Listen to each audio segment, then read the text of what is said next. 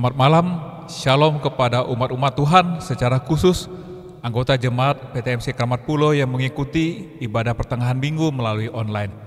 Kita bersyukur kepada Tuhan, Tuhan masih memimpin kita dan Tuhan memberikan kesempatan kepada kita untuk berbakti bersama-sama.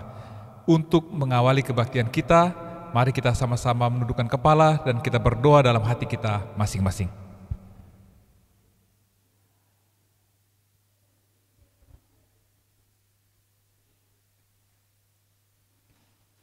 Umat-umat Tuhan, mari kita sama-sama memuji Tuhan, meninggikan nama Tuhan dengan menyanyi dari lagu Sion edisi lama nomor 21, Suci, Suci, Suci. Mari kita menyanyikan bersama-sama di rumah kita masing-masing.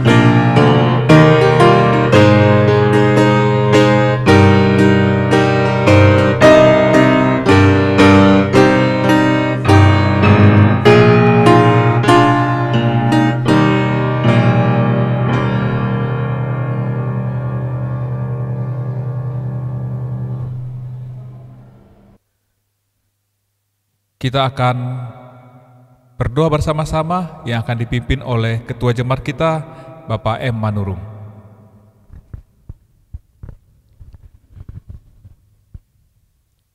Mari kita sama-sama berdoa. Tuhan Allah Bapa kami yang bersemayam di dalam kerajaan sorga, kami bersyukur Tuhan telah memimpin kami hingga pada pertengahan minggu ini Tuhan kami boleh berbakti di Ka'bah Tuhan yang ini suci ini Tuhan, dan biarlah kiranya rahmat Roh Kudus Tuhan ada pada kami. Ya Bapa yang di surga, kami berdoa untuk saudara-saudara kami yang masih mungkin akan melihat live streaming kami ini Tuhan, biarlah kiranya Engkau sertai mereka agar mereka juga boleh mengikuti live streaming dengan baik. Kami akan mendengarkan firman Tuhan yang akan dibawakan oleh Bapak Pendeta Paul Emerson Say. Biarlah kiranya segala firman yang akan kami dengarkan ini dapat membuat iman dan kerohanian kami lebih dekat lagi kepadamu. Dengarlah permohonan kami Bapa, di dalam nama Yesus kami berdoa. Amin.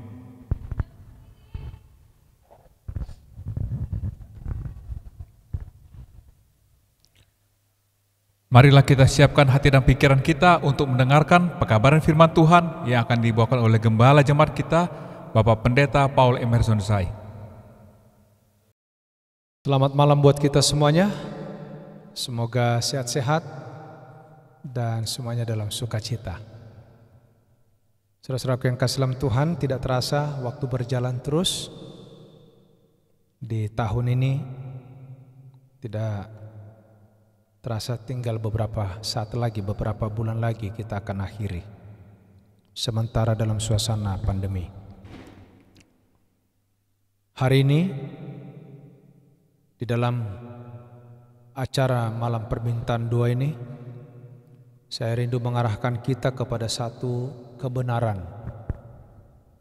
Kebenaran dari firman Tuhan yang boleh memberikan kekuatan menghadapi hari-hari yang tidak menentu saat ini. Namun sebelumnya kita tunduk kepala berdoa sejenak. Bapa di sorga, Bapa yang penuh kasih, kami membutuhkan kuasa Roh Kudus-Mu saat ini, yang mengarahkan pikiran kami, yang memberikan pemahaman, sehingga kami boleh mengerti akan firman-Mu. Biarlah hati kami menjadi tanah yang baik, supaya pada waktu ditaburkan, dibentangkan firman-Mu, akan bertumbuh dan berbuah melalui kehidupan kami. Urapi hamba-Mu, layakkan untuk berbicara. Di dalam nama Yesus kami berdoa dan mengucap syukur. Amin. Saudara-saudaraku yang kasih dalam Tuhan, ada banyak orang di atas dunia ini yang senang untuk melihat sesuatu yang luar biasa tentunya. Hal-hal yang jarang terjadi. Hal-hal yang mengagetkan. Dan itu wajar. Karena kita ini rindu mengetahui yang di luar kemampuan kita. Makanya kalau ada sekarang ini acara-acara sulap, acara-acara ya, yang dikenal dengan seperti ya, X Factor, ada ya hal-hal yang lain yang memberikan kepada kita, memperkenalkan kepada kita kemampuan-kemampuan yang luar biasa. Dan itu penontonnya cukup banyak, penggemarnya cukup banyak. Saudaraku yang kasih dalam Tuhan, di dalam perjalanan Yesus di atas dunia ini, kita masih dalam sederetan pekabaran, yaitu kerinduan segala zaman. Ada banyak orang yang menunggu dan hanya menuntut, yaitu hal-hal yang luar biasa, yang dikenal dengan tanda-tanda, yang dikenal dengan mukjizat. Saudaraku yang kasih dalam Tuhan, di dalam Markus 7 ayat 36 ayat 37, Yesus berpesan kepada orang-orang yang ada di situ, supaya jangan menceritakannya kepada siapapun juga. Tetapi makin dilarangnya mereka, makin luas mereka memberitakannya. Mereka takjub dan tercengang dan berkata, Dia menjadikan segala-galanya baik. Yang tuli dijadikannya mendengar, yang bisu dijadikannya berkata-kata. Saudara-saudaraku yang kasih dalam Tuhan, orang yang melihat tanda, yang melihat satu mukjizat, memang pengaruhnya luar biasa. Sekalipun dilarang untuk tidak memberitakannya, tapi mulut ini, hati ini tidak akan bisa ditahan. Dia mau bercerita, karena itu adalah hal yang berita yang hangat, yang patut untuk disampaikan. Saudara-saudaraku yang kasih,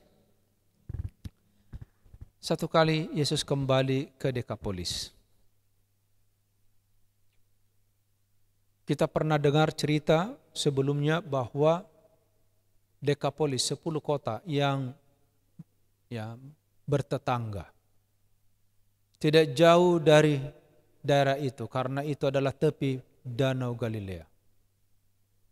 Ada Gerasa, di mana Yesus pernah menyembuhkan orang yang dirasuk setan.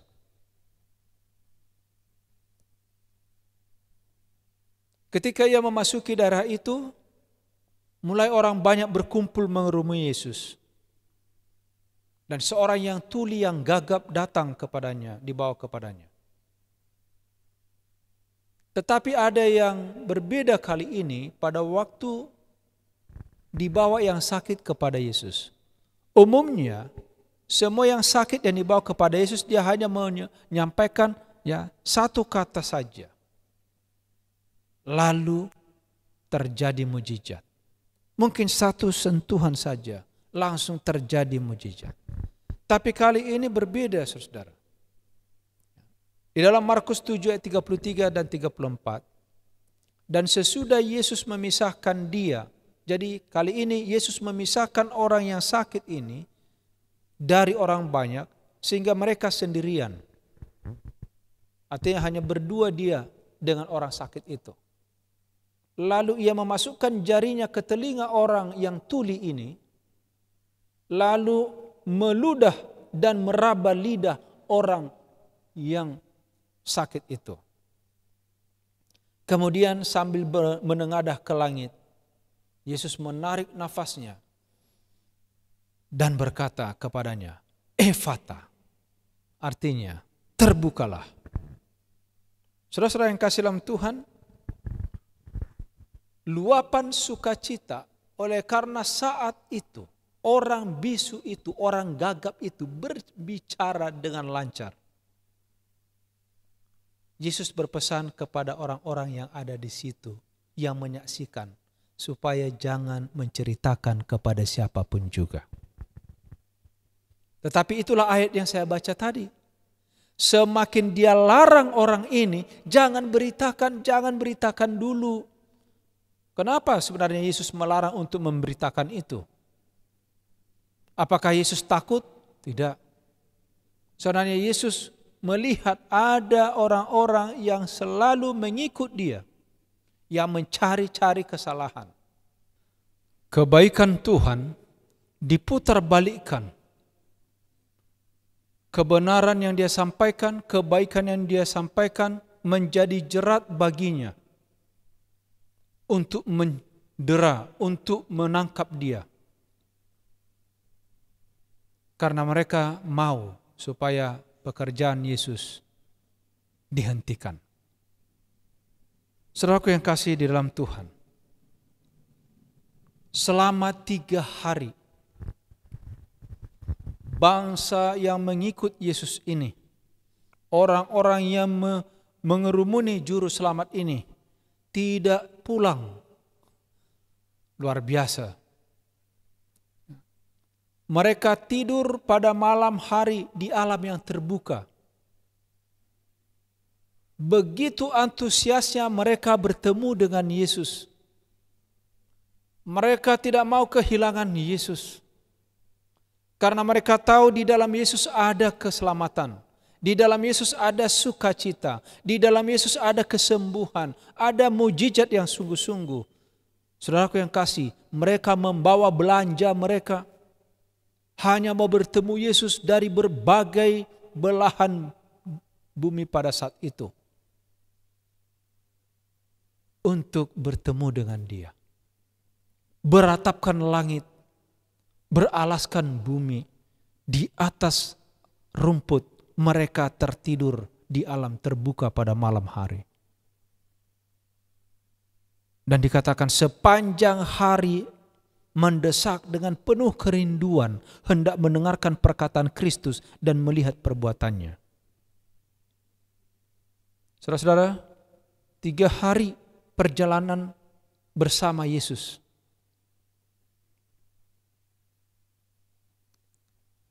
Mulai habis persediaan makanan mereka. Dan sekarang kita melihat bagaimana kembali sosok Yesus itu, sifatnya yang luar biasa. Di dalam Markus pasal 8 ayat 2 dan 3. Hatiku tergerak oleh belas kasihan kepada orang banyak ini. Sudah 3 hari mereka mengikuti aku dan mereka tidak mempunyai makanan. Dan jika mereka kusuruh pulang ke rumahnya dengan lapar, mereka akan rebah di jalan sebab ada yang datang dari jauh.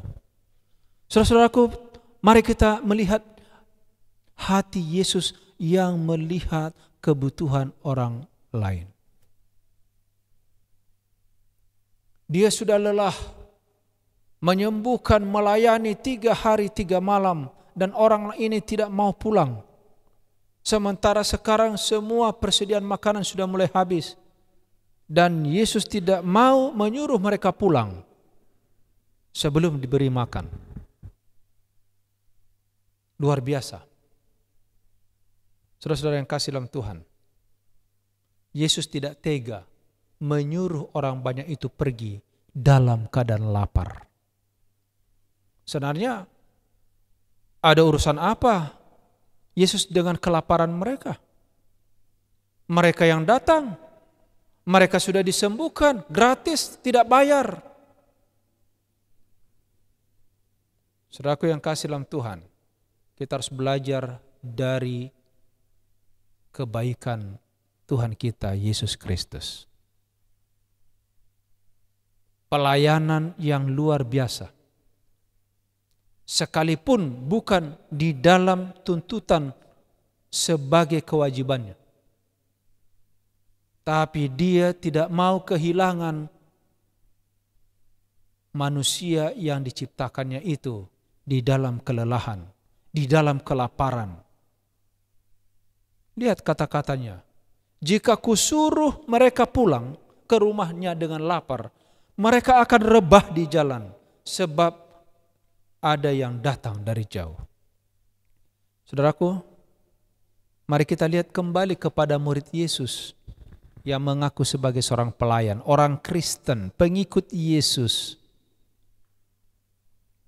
Ayat 4 dari Markus 8. Murid-muridnya menjawab, bagaimana di tempat yang sunyi ini orang dapat memberi makan sampai kenyang? Saudara-saudaraku, bagaimana di tempat yang sunyi ini orang dapat memberi mereka roti sampai kenyang? Saudara-saudara, sudah beberapa kali Yesus mengadakan mujizat, memberi makan orang 5.000 orang hanya laki-laki, belum lagi yang 3.000, belum yang lain-lain. Tapi ini sekarang, murid yang sama, pelayan, pengikut Yesus, masih bertanya, bagaimana di tempat yang sunyi ini kita bisa memberikan roti orang ini dengan kenyang? Saudara-saudaraku yang kasih dalam Tuhan, Yesus bertanya kepada mereka, berapa roti ada padamu? Jawab mereka 7. Lalu mereka mengumpulkan juga beberapa ekor ikan. Dan sesudah itu Yesus mengucap berkat atasnya. Dan ia menyuruh supaya ikan itu juga dibagi-bagi. Di dalam Markus pasal 8 diceritakan, setelah mereka selesai makan, ada 7 bakul roti yang sisa. Saudara-saudaraku yang kasih dalam Tuhan, setelah mereka semua kenyang, dikumpul roti yang sisa. Dan lebih 7 bakul, saudara. Saudara yang kasih, saudara tahu berapa banyak orang yang makan pada saat itu? Ada 4.000 orang. Dan setelah mereka selesai makan dan kenyang, barulah Yesus katakan, boleh silakan pulang. Saudara yang kasih dalam Tuhan, ada banyak pelajaran yang kita dapatkan dari pelayanan Yesus. Tanda yang benar adalah Yesus sendiri. Tidak ada yang lain. Inilah yang harusnya kita terima. Dialah yang harusnya kita imani. Dia yang harusnya kita teladani. Dialah yang harusnya kita pegang untuk dipercaya di dalam hidup kita. Itulah tanda yang sesungguhnya. Saudara-saudara, mari kita lihat cerita yang lain.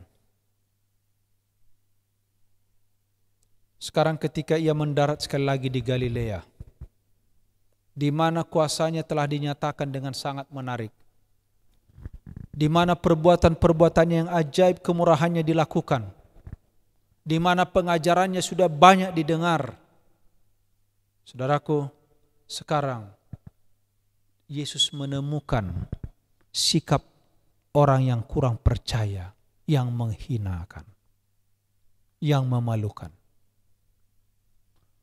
Orang Farisi datang kepadanya dan orang Saduki Mereka meminta satu tanda dari sorga. Pada zaman Yosua, Israel keluar untuk bertempur melawan orang Kanaan di Bait Horon. Pernah diberikan tanda di sana, matahari berhenti sampai kemenangan diperoleh. Banyak keajaiban-keajaiban yang lain yang sudah pernah mereka lihat. Tetapi tanda seperti itu yang mereka mau tuntut dari Tuhan. Hanya untuk menyenangkan hati melihat keajaiban-keajaiban. Saudaraku yang kasih dalam Tuhan. Tetapi sesungguhnya bukan tanda itu yang diperlukan orang Yahudi. Apa yang mereka perlukan sesungguhnya adalah penerangan secara intelek, pembaharuan secara rohani. Itulah sebabnya kenapa Tuhan katakan, rupa langit kamu tahu membedakannya, tetapi tanda-tanda zaman kamu tidak tahu. Matius 16 ayat 3. Saudaraku yang kasih dalam Tuhan, Yesus mengeluh dalam hatinya. Ia berkata, mengapa angkatan ini meminta tanda? Tetapi kepada mereka ini tidak akan diberikan tanda selain tanda Nabi Yunus. Apa itu tanda Nabi Yunus? Sebagaimana Yunus berada di perut ikan besar selama 3 hari 3 malam lamanya, demikian juga Kristus harus berada di dalam rahim bumi dalam waktu yang sama. Dan sebagaimana khotbah Yunus kepada orang Ninive menjadi satu tanda, demikian juga khotbah Yesus Kristus saat ini menjadi satu tanda bagi generasinya. Saudara-saudaraku yang kasih dalam Tuhan, mari kita lihat perbedaan yang mencolok. Bila mana Tuhan berbicara kepada orang-orang kafir melalui Nabi Yunus untuk mengingatkan mereka, penduduk kota kafir yang besar itu gemetar. Mereka mendengar amaran dari Allah. Raja-raja dan kaum bangsawan merendahkan diri. Yang tinggi dan yang hina bersama-sama berseru kepada Allah di sorga untuk memberikan kemurahan kepada mereka. Saudaraku yang kasih, mari kita lihat ini. Inilah kata-kata Yesus. Pada waktu penghakiman, orang-orang Niniwe, orang kafir yang bertobat itu, yang sekarang sudah mati, akan bangkit bersama-sama dengan angkatan ini, yaitu orang Farisi dan orang-orang Saduki ini. Kata Kristus, dan akan menghukum mereka juga. Artinya, nanti orang-orang kafir yang bertobat ini akan menghakimi orang-orang Saduki, orang-orang Farisi yang tidak percaya ini. Saudaraku yang kasih dalam Tuhan, jangan sampai terbalik hidup kita. Jangan-jangan orang-orang yang kita anggap sekarang kafir, orang-orang yang kita anggap sekarang jahat, orang-orang yang kita anggap sekarang tidak layak, tetapi karena pertobatan yang sungguh-sungguh, oleh karena amaran datang kepada mereka, lalu mereka kembali berbalik kepada Tuhan, mereka selamat. Tetapi kita yang sudah lama tahu kebenaran ini seperti orang Farisi, orang-orang Saduki, kita tetap di dalam kebodohan untuk meminta tanda yang lain.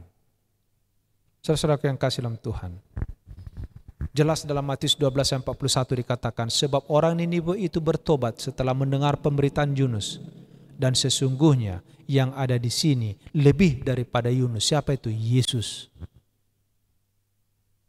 Saudaraku yang kekasih di dalam Tuhan, bila pekabaran kebenaran disampaikan pada zaman kita, akan banyak orang berseru sama seperti orang Yahudi, tunjukkan tanda itu kepada kami. Saudaraku yang kasih, mari kita berubah. Saya sering dengarkan kalimat yang sama sekarang ini. Pendeta, mana itu tanda, mana itu mujizat? Saya tahu di gereja ini enggak ada mujizat, beda di luar sana seperti banyak mujizat. Saudara-saudara, jangan sampai saudara seperti orang Saduki, orang Farisi. Lebih baik seorang Ninive yang keras, yang jahat, tetapi berubah dan bertobat. Ingat saudara, Kristus tidak mengadakan mujizat atas permintaan orang Farisi. Kristus tidak mengadakan mujizat di padang belantara pada waktu setan katakan, buatlah batu ini menjadi roti. Ia tidak memberikan kepada kita kuasa untuk membuktikan diri atau memuaskan tuntutan sifat kurang percaya dan kesombongan. Saudara yang kasih dalam Tuhan, jangan sibuk mencari tanda, jangan sibuk menunggu mujizat. Tapi mari kita sekarang sibukkan diri kita bergaul dengan Yesus. Mari kita sibukkan diri kita sekarang dekat dengan Yesus. Melakukan firman-Nya. Sebab setiap kali satu jiwa bertobat dan belajar mengasihi Allah dan memelihara hukum-hukumnya, janji Allah digenapi. Kamu akan kuberikan hati yang baru dan roh yang baru di dalam batinmu. Saudaraku, kalau saudara mau jujur, saya mau jujur sekarang ini. Apa tanda yang paling besar, mujizat yang paling besar yang dibutuhkan saat ini? Yaitu perubahan hati. Perubahan tabiat merupakan mujizat yang menyatakan juru selamat yang hidup selamanya. Satu kehidupan yang tetap dalam Kristus adalah satu mujizat yang besar. Saudara-saudaraku yang kasih dalam Tuhan, jangan mau hati dikeraskan.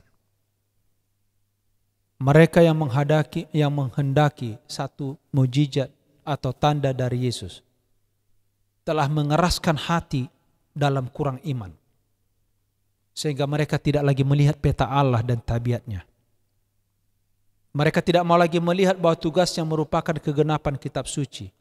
Jadi pada waktu Yesus melayani, menyembuhkan, mengadakan mujizat kepada orang-orang ini, menolong orang-orang miskin, sudah tertutup mata mereka. Itu tidak dianggap itu lagi tanda-tanda, bukan itu. Yang mereka mau lihat adalah bagaimana menurunkan api dari langit dan lain sebagainya, hanya yang memuaskan akan hati mereka. Saudara, mari kita rubah pikiran kita. Cara berpikir manusia berbeda dengan cara berpikir Allah. Bahkan murid-murid pada waktu itu juga mendorong Yesus untuk melakukan tanda itu dengan maksud supaya musuh ini diam. Tuhan, sudahlah, buatlah tanda itu kepada mereka supaya mereka diam, jangan ribut-ribut lagi. Saudara, ingat ini. Mereka tidak melihat kepura-puraan pengkritik itu. Yesus tahu yang di hati orang Farisi ini, sekalipun dikasih tanda dari langit tidak akan percaya kepada dia. Saudara-saudara, kepura-puraan orang Farisi adalah hasil memikirkan diri, memuliakan diri, sifat memutarbalikkan, menyalahgunakan kitab suci. Itu terjadi sekarang di dunia ini.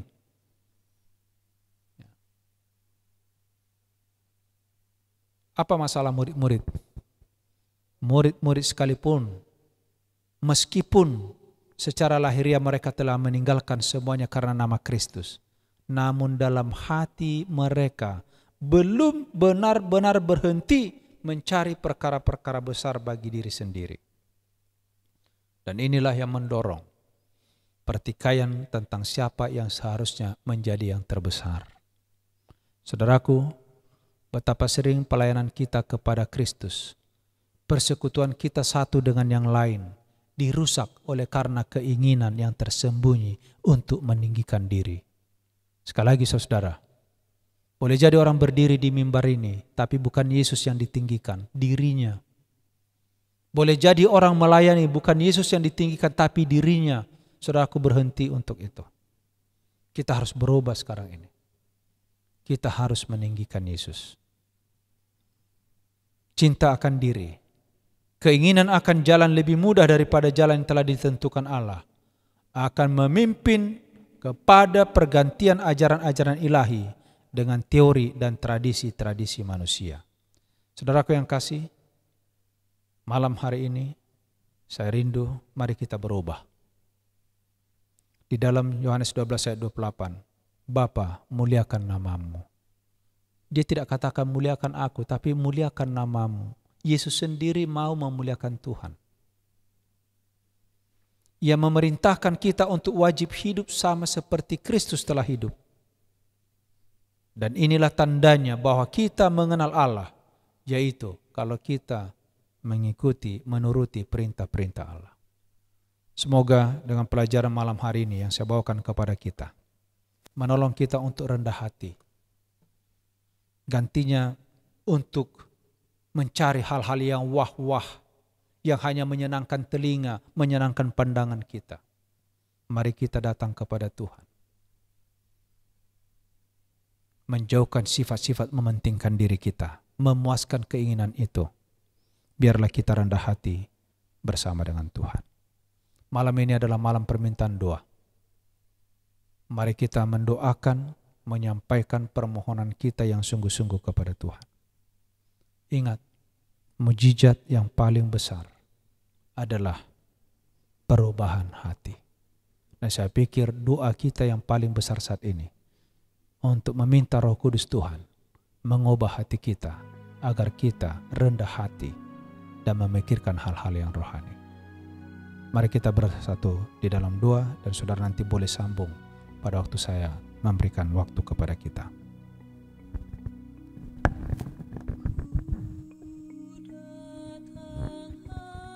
Kita bersatu dalam doa. Bapa, pada saat ini Engkau memandang dari tahtamu.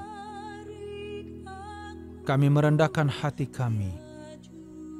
Kami datang kepadamu memuji Engkau, karena Engkaulah Allah kami, pencipta kami, pemelihara, penyedia, dan penebus kami. Oleh sebab itu dengarkanlah puji-pujian dari anak-anak-mu saat ini.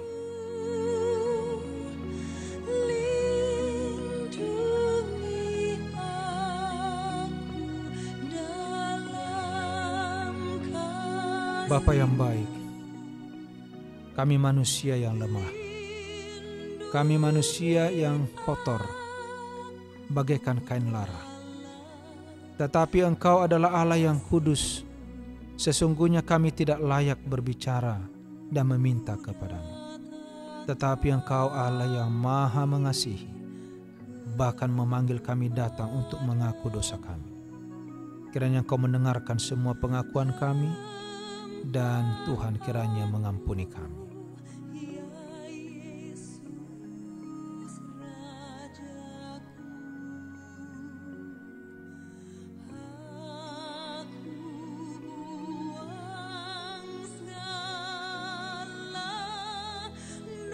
Bapa di sorga, Engkau tempat kami untuk mengadu, tempat kami untuk bergantung.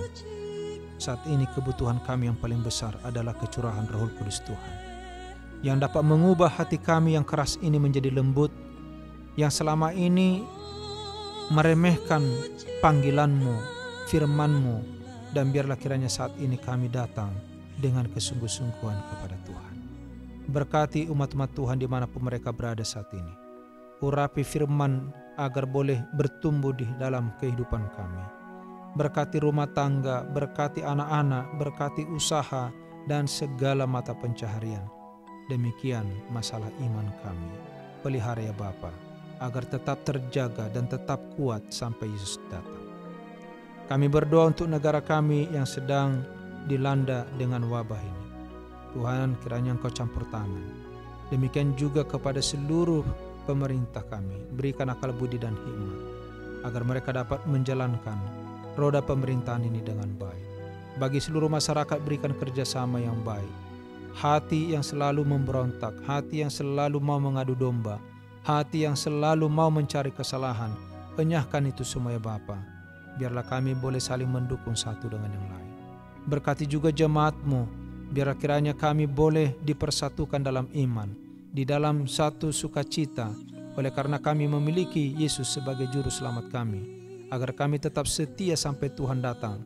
Bahkan kami boleh Tuhan gunakan menjadi saluran berkat di dalam pelayanan, baik secara jasmani terlebih di dalam rohani. Bapa di sorga, kami juga tidak lupa berdoa. Mungkin ada yang sedang sakit, tumpangkan tangan-Mu yang penuh kuasa, sembuhkan mereka, angkat penyakit mereka, tunjukkan kuasa-Mu ya Bapa, agar mereka boleh menyaksikan kebaikan-Mu. Kami juga berdoa bagi yang sedang mungkin berduka, Tuhan hiburkan mereka. Yang masih dalam pertumbuhan anak-anak kami berkati, menjadi anak yang pintar dan sehat badani, rohani, dan rendah hati. Orang-orang muda kami, orang-orang tua kami, Tuhan berkati semuanya. Dan bila mana ada lagi permohonan yang mau disampaikan oleh anak-anak Tuhan, dimanapun mereka saat ini, sendengkan telinga-Mu.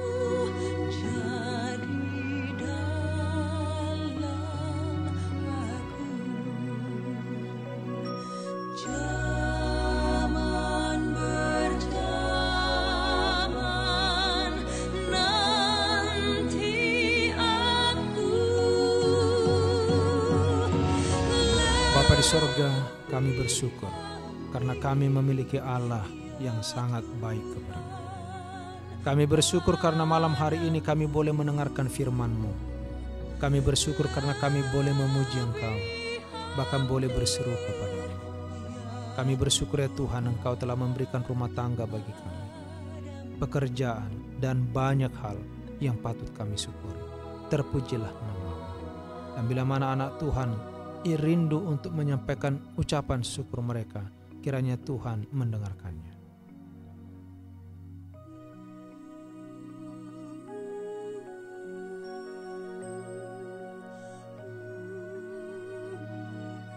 Terpujilah Engkau ya Bapa, Engkau sudah mendengarkan doa kami, sempurnakanlah ini di dalam kasih-Mu. Karena kami berdoa di dalam nama Yesus, Tuhan dan Juru Selamat kami. Amin. Kita bersyukur kita telah dijamah oleh firman Tuhan yang telah disampaikan oleh hamba Tuhan Pendeta Zai. Untuk mengakhiri kebaktian kita, mari kita sama-sama menyanyikan dari lagu Sion edisi lama, lagu Sion nomor 24, Iman Orang Saleh Kekal.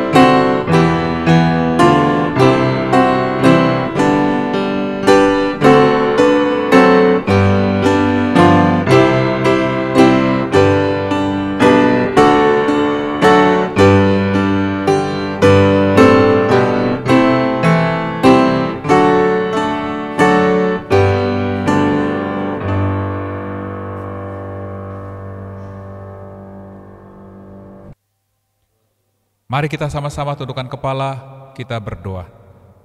Bapa kami di surga, kami bersyukur untuk kebaikan dan kemurahan Tuhan. Kami bersyukur Tuhan telah berbicara kepada kami.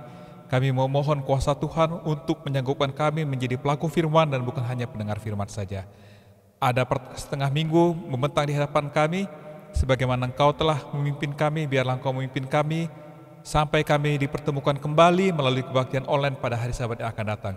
Terima kasih Tuhan untuk kasih dan kemurahan Tuhan yang tidak berkesudahan kepada kami. Dalam nama Yesus kami berdoa. Amin.